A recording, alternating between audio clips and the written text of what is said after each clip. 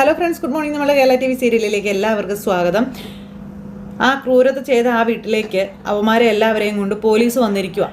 അപ്പോൾ ഹരി എന്ന് പറയുന്നവനാണ് മുൻപന്തിയിൽ കൊണ്ടുവന്ന് നിർത്തിയിരിക്കുന്നത്. ഇവനോട് ഓരോ ചോദ്യങ്ങളും മാറി മാറി പോലീസ് ചോദിക്കുന്നു. പോലീസ് ചോദിക്കുന്നതിനൊക്കെ ഇവനിങ്ങനെ അറച്ചറച്ച മറുപടി പറയുവാണ്. അപ്പോഴേക്കും മുടിക്കുത്തിന് കയറി അങ്ങ് പിടിച്ചു. മുടിവിന് ഇഷ്ടം പോലെ ഉള്ളതുകൊണ്ട് പിടിക്കാമല്ലോ. അപ്പോഴേക്കും വേദന കൊണ്ട് പൊളയുവാണ് ഹരി. പൊറയടാന്ന് പറഞ്ഞു. നീയാണോ ആദ്യം പെങ്കൊച്ചിനെയും കൊണ്ട് വന്നത്, അത് ഇവന്മാരാണോ എന്ന് ചോദിക്കുമ്പം ഇവർ 3 പേരും ആദ്യം വന്നതെന്ന് പറഞ്ഞു. അപ്പോൾ അത് കഴിഞ്ഞ് നീ ഇവന്മാരുടെ ഇടയിലേക്ക് ആ പെങ്കൊച്ചിനെയും കൊണ്ട് വന്നതല്ലേടാന്ന് ചോദിച്ചു. അപ്പോൾ അതേന്ന് പറഞ്ഞു. അത് കഴിഞ്ഞ് ഇവന്മാരെ 3 പേരെയും കൊണ്ട് അകത്തേക്ക് കയറി പോകും. അപ്പോഴത്തേക്ക് നാട്ടുകാരെല്ലാം പുറത്ത് കൂടി ഭയങ്കര ഒച്ചയും പാടും ബഹളവും. അവന്മാരെ ഞങ്ങളുടെ കയ്യിലേക്ക് ഇങ്ങ് ഇട്ടതാ, അവന്മാരെ അങ്ങനെ അങ്ങ് ഇതാക്കി കൊണ്ടുപോകരുതെന്നൊക്കെ പറഞ്ഞ് നാട്ടുകാർ ഭയങ്കര ബഹളമാട്ടോ. തെറിയെല്ലാം വിളിക്കുന്നുണ്ടേ. അങ്ങനെ നാട്ടുകാരുടെ ആ ഒരു ഒച്ചയും ബഹളവും കൂടി കഴിഞ്ഞപ്പോഴത്തേക്കും SI പറഞ്ഞു 2-3 പോലീസുകാർ നാട്ടുകാരെയൊക്കെ അവിടുന്ന് പറഞ്ഞു വിടാനായിട്ട്. എന്നിട്ട് ഇവരെ പറഞ്ഞു വിട്ടു. അവരെ കൊണ്ട് അകത്തേക്ക് കയറി ചെല്ലുകയും ചെയ്തു. അത് കഴിഞ്ഞിട്ട് ഈ വീട്ടിൽ നടന്ന ഓരോ കാര്യങ്ങളും 1 by 1 ആയിട്ട് പറയടാ എന്ന് ഹരിയോടും ഒക്കെ ആയിട്ട് ഈ പോലീസുകാരൻ പറയുക. ഹരിക്കും അതുപോലെ മറ്റുള്ളവർക്കൊക്കെ ആകെ ഇതായിട്ട് പറയാൻ മടിയായിട്ട് ഇങ്ങനെ നിൽക്കുവാണ്. അന്നേരം ഹരിയെ തന്നെ ഇങ്ങനെ രോഹിത്ത് നോക്കുക കേട്ടോ. രോഹിത്തിനാണെങ്കിൽ ഒരക്ഷരം പോലും മിണ്ടാൻ പോലും പറ്റുന്നില്ല. ഹരിയാണ് സൂത്രധാരൻ എന്ന് പോലീസുകാർക്കും അറിയാം. അതുകൊണ്ട് തന്നെ ഹരി സൂത്രധാരനായതുകൊണ്ട് ഹരിയോട് കാര്യങ്ങളെല്ലാം ചോദിക്കുന്നു. ഹരിയുടെ കാമുകിയായിരുന്നില്ല പെൺകുട്ടി. അങ്ങനെ ഇവനോട് കാര്യങ്ങളെല്ലാം ചോദിക്കുക. ഇവനോട് കാര്യങ്ങളൊക്കെ ചോദിക്കുമ്പോൾ ഇവൻ അത്രയ്ക്ക് അങ്ങോട്ട് അടുക്കുന്നില്ല. അടുക്കാതെ വരും തോറും ഇവന് മുടിക്കുത്തിന് പിടിച്ച് വലിയോട് വലി. അങ്ങനെ ഇവനോട് നടന്ന കാര്യങ്ങളെല്ലാം ചോദിച്ചു. അപ്പോൾ ഇവൻ പറഞ്ഞു, ഞാൻ കൂട്ടുകാരെ എല്ലാവരെയും കുറച്ച് ദിവസം മുന്നേ തന്നെ സംസാരിച്ചെല്ലാം സെറ്റാക്കിയിരുന്നു. ഈ വീടും സെറ്റാക്കിയിരുന്നു. അതിനുശേഷം ഇവരോട് ഇവിടെ കൂടാനായിട്ടുള്ള സാധനങ്ങളെല്ലാം വാങ്ങിച്ചുകൊണ്ട് വരാൻ പറഞ്ഞു. ഞാൻ അവളുമായിട്ട് വന്നേക്കാമെന്ന് പറഞ്ഞെന്ന കാര്യം പറഞ്ഞു. ഇവനെല്ലാം വിശദീകരിച്ച് പറഞ്ഞു കൊടുക്കുക. ഇതൊക്കെ കേട്ട് പോലീസുകാർ കാലി തുള്ളി ഇങ്ങനെ നിൽക്കുവാണ്. അപ്പോൾ ഇവിടെ ഇത്രയും പേര് ഉണ്ടാകുമെന്നുള്ള കാര്യം പെങ്കുച്ചിന് അറിയാമായിരുന്നോടാന്ന് ചോദിക്കുമ്പം ഇല്ല, ഞാനൊരു പാർട്ടിക്ക് വരുവാണെന്നാണ് പറഞ്ഞതെന്നൊക്കെ പറഞ്ഞു. അപ്പോൾ പെൺകുട്ടികളൊക്കെ ഉണ്ടാകുമെന്ന് പറഞ്ഞിരുന്നു എന്നുള്ള കാര്യമെല്ലാം പറയുക. അപ്പോൾ അങ്ങനെ അതെല്ലാം പറഞ്ഞത് കേട്ടപ്പോഴത്തേക്കും പോലീസുകാർക്ക് ഒന്നുകൂടി ഇവനോട് കലിപ്പ് കൂടി വന്നേ. ഇവിടെ പിന്നെ എന്താടാ സംഭവിച്ചത് എന്ന് പോലീസുകാർ ചോദിച്ചപ്പോഴേക്കും ഇവരെല്ലാവരും കള്ളു മേടിച്ചും അതുപോലെ തന്നെ ബീറൊക്കെ കുടിച്ചും ഇവരിവിടെ സന്തോഷിക്കുകയായിരുന്നു. ആ സമയത്താണ് ഞാൻ അവളെയും കൂട്ടിക്കൊണ്ട് വന്നത്. അപ്പോൾ എപ്പോഴാണ് നീ അതിന് മയക്കുമരുന്ന് കൊടുത്തതെന്ന് ചോദിച്ചു.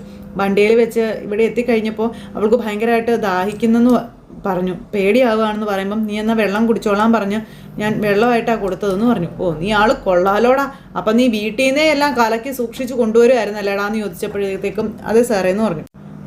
അങ്ങനെ ഞാൻ അവളെ അത് കുടിപ്പിച്ചു. 2-3 പ്രാവശ്യം വെള്ളം അടുപ്പിച്ചടുപ്പിച്ച് കുടിപ്പിച്ചപ്പോഴത്തേക്കും അവൾക്ക് ഭയങ്കരമായിട്ടൊരു ക്ഷീണം പോലെ ഉണ്ടായിരുന്നു. ആ കൊച്ചി വീട്ടിലേക്ക് കയറി വന്നപ്പോൾ സ്വബോധത്തോടെയാണോടാ വന്നത്, അതോ ക്ഷീണിച്ചാണോടാ വന്നതെന്ന് ചോദിച്ചു. അത് ചെറുതായിട്ട് അവളൊന്ന് മയങ്ങിയാണ് വന്നത്. അപ്പോൾ അത്രയ്ക്ക് ഡോസാണ് നീ കലക്കി കൊടുത്തല്ലേടാന്നൊക്കെ ചോദിച്ചുകൊണ്ട് ഇവനോട് ചോദ്യങ്ങൾ ഓരോന്ന് ചോദിക്കുക. അപ്പോൾ അവളെയും കൊണ്ട് വന്നു. അവളിവിടെ വന്ന് ഇങ്ങനെ വയ്യാന്നും പറഞ്ഞിരുന്നപ്പോൾ ഞാൻ അവളെ മുറിയിലേക്ക് കൊണ്ടുപോയി എന്ന് പറഞ്ഞു. ഓ, അപ്പോൾ തളർന്ന് കിടക്കുന്ന കൊച്ച് നിനക്കൊക്കെ എളുപ്പമായല്ലോ അല്ലേടാ എന്ന് ചോദിച്ചുകൊണ്ട് ഈ പോലീസുകാരിങ്ങനെ ഇവനോട് ഓരോന്ന് ചോദിക്കുവാണ്.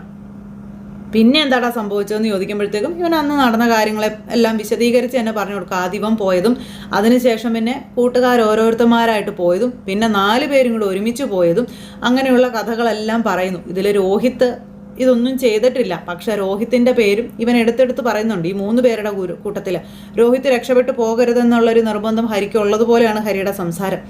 പന്ന നായെ, നിന്നെ സ്നേഹിച്ച് നിന്നെ മാത്രം വിശ്വസിച്ച് നീ പറയുന്നത് കേട്ട് നിന്റെ കൂടെ വന്ന നിന്റെ കാമുകയെ നീ കൂട്ടുകാർക്കും കൂടെ ഇട്ട് കൊടുത്തല്ലടാ നായെന്ന് ചോദിച്ച് അടിച്ച് അവൻ്റെ ചെവിക്കല്ല് പൊളിച്ചു ഈ പറയുന്ന പോലീസുകാർ. പിന്നെ ഹരി അവിടെ ഇട്ടിത്തിട്ട് ചവിട്ടി കൂട്ടി മറ്റവർക്കിട്ടും അത്യാവശ്യം കൊടുക്കുകയൊക്കെ ചെയ്തു. ഇതെല്ലാം കൂടെ കാണുമ്പോഴത്തേക്കും രോഹിത്തിന് പേടിയായിട്ട് പാടില്ല. ഇവൻ ഹരി കഥ പറയുന്നതല്ല, രോഹിത് ഇങ്ങനെ നോക്കിക്കൊണ്ട് തന്നെ നിൽക്കുവാണ്. അങ്ങനെ അവന്മാരെ എല്ലാത്തിനെയും ഇടിച്ച് ഇഞ്ച പരുവാക്കി. എന്നിട്ട് ആ മുറി കാണിച്ചു കൊടുത്തു. അങ്ങനെ തെളിവെടുപ്പാണല്ലോ. അപ്പോൾ മുറിയും വീടും എല്ലാം പോലീസുകാർ ഓടി നടന്ന് നോക്കി. അപ്പോഴത്തേക്കും നാട്ടുകാർ അവിടെ കിടന്ന് കമ്പേറ് കോലേറ് തെറിവിളി അടി ബഹളം ഒക്കെ ഭയങ്കര ബഹളം. ഒരു രക്ഷയില്ല. അവന്മാർ ഇവിടുന്ന് ജീവനോടെ ഞങ്ങൾ തന്നു വിടില്ലെന്നാണ് നാട്ടുകാർ പറയുന്നത്. അങ്ങനെ അവിടെ കിടന്ന അടി ബഹളവും കാര്യങ്ങളൊക്കെ ആയി. പിന്നെ അന്നേരത്തേക്ക് എവിടുന്നോ ഒരു ചേട്ടൻ അതിനകത്തോടെ നുഴഞ്ഞു കയറി വന്നു. നീ ആ കൊച്ചിനെ പിച്ച് ചീന്തിയല്ലടാ പട്ടി എന്നൊക്കെ ചോദിച്ചുകൊണ്ട് ഈ ചേട്ടൻ ഇങ്ങനെ ഓടിക്കയറി വന്നപ്പോഴത്തേക്കും 2 പോലീസുകാർ ഈ ചേട്ടനെ തടഞ്ഞു. ഇന്ന് അവന്മാരെ ഞാൻ കൊല്ലും എന്നും പറഞ്ഞുകൊണ്ട് ആ പുള്ളി ഓടി എൻ്റെ അകത്തേക്ക് കയറി വരുന്നത്. അപ്പോൾ പോലീസുകാർ ഈ ചേട്ടനെ തടഞ്ഞു വന്നിട്ട് വലിച്ചഴിച്ച് ഇദ്ദേഹം എന്തോ തെറ്റ് ചെയ്തതുപോലെ ഇദ്ദേഹത്തിനെ വലിച്ചഴിച്ച് കൊണ്ടുപോയി ഇദ്ദേഹത്തിൻ്റെ അടിയൊക്കെ വെച്ച് കൊടുത്ത് അദ്ദേഹത്തെ പുറത്തേക്ക് ആക്കിയിട്ടോ. അപ്പോഴത്തേക്ക് അകത്ത് തെളിവെടുപ്പും കാര്യങ്ങളെല്ലാം നടന്നു. മുറി അങ്ങനെ എല്ലാം കണ്ടു. പിന്നെ ഇവന്മാർ കുടിച്ചതും അതുപോലെ അലമ്പാക്കിയിട്ടിരുന്നതെല്ലാം അടുക്കളയിൽ ഇങ്ങനെ കിടക്കുക അതെല്ലാം കണ്ടു. അപ്പം ഇവിടെ നല്ല ആഘോഷമായിരുന്നു അല്ലാടാ, ഇവനൊക്കെ ആഘോഷിക്കാവല്ലോ. കള്ളും പെണ്ണും കൊഞ്ചാവും മയക്കുമരുന്നും എന്താടാ കുഴപ്പം എന്നൊക്കെ പറഞ്ഞുകൊണ്ട് ഇങ്ങനെ എസ് ഐ ഇങ്ങനെ വളരെ വളരായിട്ടുള്ള രീതിയിൽ സംസാരിക്കുകയാണ്. ഇതിനെല്ലാം പേടിച്ച് വിറച്ച് ഇങ്ങനെ വന്ന് മറുപടി ഇങ്ങനെ ഓരോന്ന് കൊടുത്തുകൊണ്ട് ഇരിക്കുന്നു ഹരി. ചോദ്യങ്ങൾ കൂടുതലും ഹരിയോടാ ചോദിക്കുന്നത്. നിന്നെയൊന്നും ഞാൻ പുറലോകം കാണിക്കില്ലടാ എന്നൊക്കെ പറഞ്ഞുകൊണ്ട് ഇങ്ങനെ പോലീസുകാർ എന്തോ വൈരാഗ്യ ബുദ്ധിയോട് കൂടി എന്നുള്ള രീതിയിൽ തന്നെ ഇവരോട് സംസാരിക്കുന്നേ. അങ്ങനെ ഇതേ സമയത്ത് അവിടുന്ന് തെളിവെടുപ്പും കാര്യങ്ങളെല്ലാം നടത്തി ഇവന്മാരെയും കൊണ്ട് പുറത്തേക്ക് വരിക. പുറത്തേക്ക് വന്നപ്പോൾ നാട്ടുകാരവിടെ കൂടി നിൽക്കുകയല്ലേ, ഗേറ്റിൽ മുഴുവൻ നാട്ടുകാർ ഭയങ്കരമായിട്ട് ഇളകി നിൽക്കുക. ഇവർക്ക് അങ്ങോട്ട് പോകാനുള്ളൊരു സാഹചര്യം ഇല്ല. ആ സമയത്ത് ബാക്കി പോലീസുകാരോട് നാട്ടുകാരെയൊക്കെ ഒഴിവാക്കാനായിട്ട് പറഞ്ഞു എസ് ഐ. മറ്റേ പോലീസുകാർ എന്ന് പോകുമെന്ന് പറഞ്ഞിട്ടും തടഞ്ഞിട്ടും നാട്ടുകാരും എല്ലാം നിൽക്കുന്നുണ്ട്. പോലീസുകാരെ ഇടത്ത് എറിയാൻ പാകത്തിനാണ് നാട്ടുകാർ നിൽക്കുന്നത്. എന്നിട്ട് ഉമാരെ വണ്ടിയിലേക്ക് കയറ്റി ഗ്ലാസ്സൊക്കെ കയറ്റിയിട്ടു. ഗേറ്റ് തുറക്കാൻ പോലീസുകാരോട് പറഞ്ഞു. പോലീസുകാർ ഗേറ്റ് തുറന്നതനുസരിച്ച് ഈ നാട്ടുകാരുടെ നടുക്കേ കൂടെ പോലീസ് കൊണ്ട് കൊണ്ടുപോകും. നാട്ടുകാർ വണ്ടിക്കിട്ടൊക്കെ ഇട്ട് ഭയങ്കര അടിയാണ്. കലിപ്പ അമാരിങ്ങ ഇറക്കി വിട് എന്നും പറഞ്ഞിട്ടുണ്ട്. എന്നിട്ട് ഇവരിങ്ങനെ അങ്ങ് പോവുകയും ചെയ്തു. എന്നിട്ട് നാട്ടുകാർ പോലീസ് ജീപ്പിനെ നേരെയൊക്കെ എറിയുന്നൊക്കെ ഉണ്ട്. പക്ഷേ പോലീസുകാർ ഇവന്മാരെയും കൊണ്ട് അങ്ങ് പോയി. ഇതേ സമയത്ത് അവിടെ കമലയാണെങ്കിൽ പാവം എൻ്റെ കൊച്ചെന്നും പറഞ്ഞുകൊണ്ടിരിക്കുക. രോഹിത കൊണ്ടേ പഴപ്പിച്ചതെന്നും പറഞ്ഞുകൊണ്ടിരിക്കുകയാണ്. ആ സമയത്താണ് നമ്മുടെ രാജീവനങ്ങൾ നാട്ടിലെത്തുന്നത്. കേസ് ഒതുക്കി തീർക്കണ്ടേ അതിന് വേണ്ടിയിട്ട്. അപ്പം മനു ഇങ്ങനെ അവിടെ നിൽക്കുന്നു. മനു നോക്കിക്കഴിഞ്ഞപ്പോഴേക്കും ദേ വരുന്നു മുറ്റത്തേക്കൊരു മൈന എന്ന് പറഞ്ഞതുപോലെ മുറ്റത്തേക്കൊരു വണ്ടി. നോക്കുമ്പോൾ അതിൽ നിന്ന് കെട്ടും കിടക്കയൊക്കെ ആയിട്ട് രാജീവ് ഇറങ്ങുന്നു. രാജീവിനെ കണ്ടപ്പോൾ കയ്യും കെട്ടി നമ്മുടെ മനു ഇങ്ങനെ അങ്ങ് നിന്നു. അപ്പം ഇത് ഇവിടം കൊണ്ടൊന്നും തീരില്ല, ഇവർ പണി തുടങ്ങാൻ പോവുകയാണ് എന്ന് ഇങ്ങനെ പറയാം. അപ്പോൾ ഈ ഒരു വരവൊക്കെ കണ്ടു കഴിഞ്ഞപ്പോഴത്തേക്കും മനു ഇങ്ങനെ അന്താളിപ്പോട് കൂടി നിൽക്കും കേട്ടോ. എന്താടാ മനു, കാര്യങ്ങളൊക്കെ എവിടം വരെ ആയെന്ന് ചോദിച്ചു. കാര്യങ്ങളൊക്കെ എവിടം വരെ ആയെന്ന് ഞങ്ങളെ പറഞ്ഞില്ല, ഞങ്ങൾ അറിഞ്ഞിടത്തോളം കാര്യങ്ങളെ ആയിട്ടുള്ളൂ എന്ന് മനു പറയാം. അപ്പോഴത്തേക്കും രാജീവനകത്തേക്ക് കയറി വന്നു.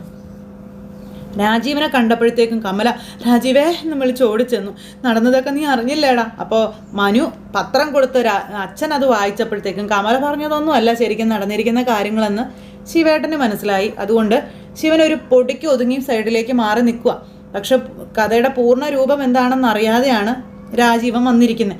അപ്പോൾ രാജീവൻ ഇങ്ങോട്ടേക്ക് വന്നു കഴിഞ്ഞപ്പോഴേക്കും കമല മനുവിനെ കുറ്റപ്പെടുത്തി രാജീവനോട് പറയുവാണ്, ഇതുവരെ ഈ മനു ഒന്ന് പോലീസ് സ്റ്റേഷനിൽ പോവുക പിള്ളേർക്ക് വേണ്ടി, എൻ്റെ മോന് വേണ്ടി, അതിലും രോഹിത്തിനെ ഇടപെടുത്തിയിട്ടില്ല, എൻ്റെ മോന് വേണ്ടി ഒന്ന് സംസാരിക്കാട്ടെ, അവൻ എന്തെങ്കിലും ചെയ്തിട്ടുണ്ടോ എന്ന് നോക്കട്ടെ. ഇതൊന്നും ചെയ്തിട്ടില്ല. അലിയനെ പോലീസ് പിടിച്ചു എന്ന് കേട്ടപ്പോഴത്തേക്ക് ഇവൻ അവളുടെ പിന്നാലെ പോകാൻ നോക്കുന്നു. ഞാനിവനെ വിട്ടില്ലെന്നൊക്കെ പറഞ്ഞുകൊണ്ട് കമല ഭയങ്കര ഡയലോഗ്. കമലയിടത്ത് എന്തിനാ അങ്ങനെ തടയാൻ പോയത്? അതിന് അലീനെ തെറ്റൊന്നും ചെയ്തിട്ടില്ലല്ലോ എന്ന് രാജീവൻ പറയുമ്പോഴത്തേക്കും അവളാ ഇതിനെല്ലാം കാരണം, പിള്ളേർ ഇതുപോലെ ചീത്തയായി പോകാൻ കാരണം അവളാണെന്ന് പറയുമ്പോൾ കേട്ടോ, അമ്മ പറയുന്നത് കേട്ടോ, അലീനയാണെന്ന് അവരുടെ ഗ്യാങ് ലീഡർ, അങ്ങനെയുള്ള രീതിയിലല്ലേ അമ്മയുടെ സംസാരമെന്ന് ചോദിച്ചു. മനു ദേഷ്യപ്പെടുവാണ്. ആ സമയത്ത് നിനക്കൊന്ന് ശ്രമിച്ചുകൂടായിരുന്നു മനു? കോടതിയിൽ കൊണ്ടുപോയി കഴിഞ്ഞിട്ടുണ്ടെങ്കിൽ നമ്മൾ എന്ത് ചെയ്യുമെന്ന് ചോദിച്ചു. പോലീസ് സ്റ്റേഷനിൽ നിന്ന് ഒന്നും നമുക്ക് ചെയ്യാൻ പറ്റത്തില്ല, ഒന്നും. പിന്നെ കോടതിയിൽ അവരെ ഹാജരാക്കുമ്പോൾ ജാമ്യം എടുക്കാൻ പറ്റുമോ ഇല്ലയോ എന്നുള്ളതൊക്കെ അവിടെ വെച്ചേ നോക്കാൻ പറ്റുള്ളൂ. പക്ഷേ ഈ ജാമ്യം എടുക്കാനൊക്കെ നമ്മൾ അങ്ങോട്ടേക്ക് പോയാൽ പിന്നെ നടക്കാൻ പോകുന്നത് എന്താണെന്ന് അങ്കിളിന് അറിയാവോ എന്ന് മനു ചോദിച്ചു. എന്ത് നടക്കാൻ?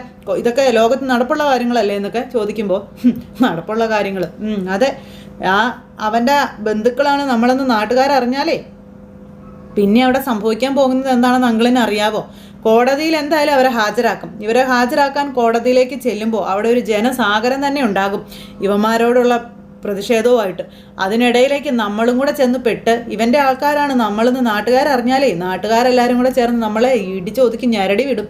പിന്നെ കേസ് ഒതുക്കി തീർക്കാൻ പോയിട്ട് ജാമ്യം എടുക്കാൻ പോയിട്ട് ജീവൻ നമുക്കുണ്ടാകുമോ എന്ന് പോലും സംശയമാണെന്ന കാര്യവും മനു രാജീവനോട് പറയണു.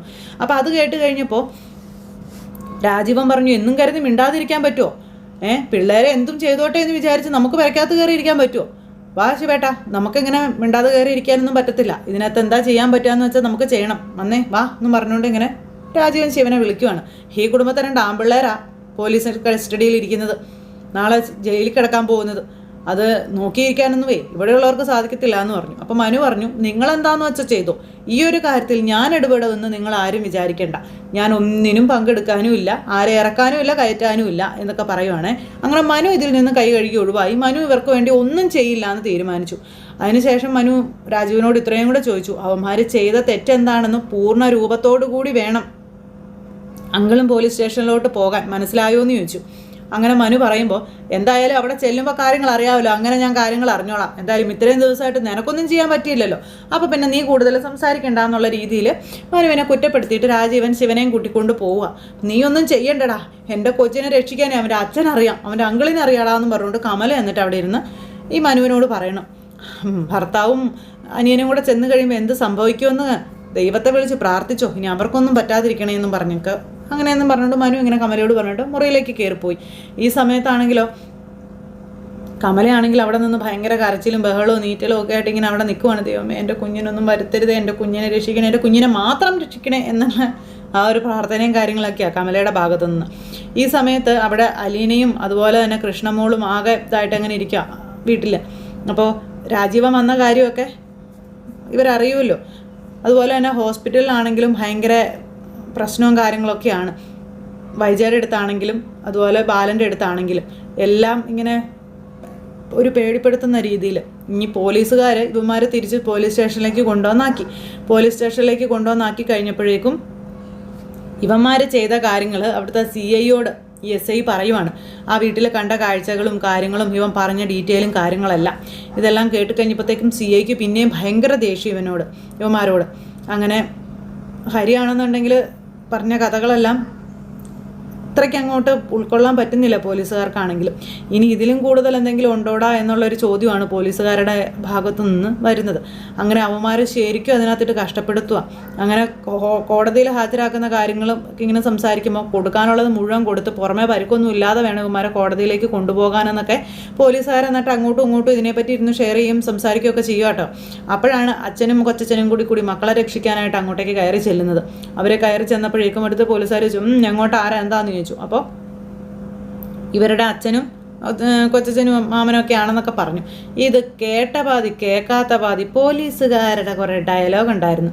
മര്യാദയ്ക്ക് ആ മനു പറഞ്ഞു വിട്ടതാ. പക്ഷേ അഹങ്കാരം കൊണ്ട് രാജീവൻ വലിയ ആള് കളിച്ച് ഓടിക്കയറി ചെന്നതാണ്. എന്തായാലും പണി പാലും വെള്ളത്തിൽ കിട്ടി. അപ്പോൾ അങ്ങനെ ആ ഒരു സിറ്റുവേഷനും കാര്യങ്ങളൊക്കെ ആയിട്ടാണ് ഇന്നത്തെ നമ്മുടെ കഥ വരാനിരിക്കുന്നത്. അപ്പോൾ നമ്മുടെ ഡയലോഗുകളിൽ ചെറിയ ചെറിയ വ്യത്യാസങ്ങളൊക്കെ ഉണ്ടായാലും സിറ്റുവേഷൻസ് എന്തായാലും ഇത് തന്നെയായിരിക്കും. ഇതിൽ കൂടുതൽ വിശേഷങ്ങളും ഉണ്ട്. അപ്പോൾ ആരും മിസ് ചെയ്ത് കളയരുതിട്ടോ. എല്ലാവരും കാത്തിരുന്ന് കാണണേ. എല്ലാവർക്കും നല്ലൊരു ദിവസം ആശംസിക്കുന്നു. എല്ലാവരും തരുന്ന സപ്പോർട്ടിനും സ്നേഹത്തിനും ഒത്തിരി നന്ദി ഹൃദയത്തിൻ്റെ ഭാഷയിൽ അറിയിക്കുകയാണ്. അടുത്ത സൂപ്പർ ഹിറ്റ് കഥയുമായി കാണുന്നത് വരെ എല്ലാവർക്കും ടാറ്റാ.